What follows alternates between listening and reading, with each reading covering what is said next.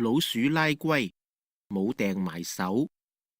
老鼠拉龜，冇掟埋手。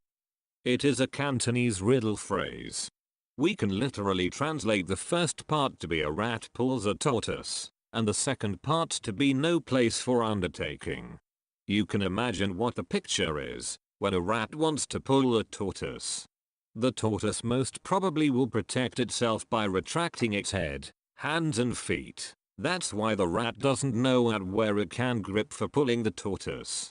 We use this phrase to express we don't know how to start doing something. For example, 啱啱轉工就要做一個超難嘅 project，真係老鼠拉龜，冇掟埋手。啱啱轉工就要做一個超難嘅 project，真係老鼠拉龜，冇掟埋手。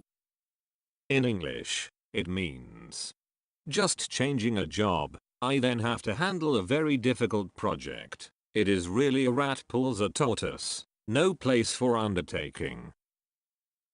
Project. We normally speak it in English, but if needed we can translate it into 項目，項目。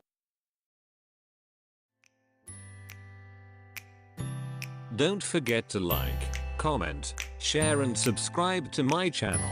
Thank you. See you next time.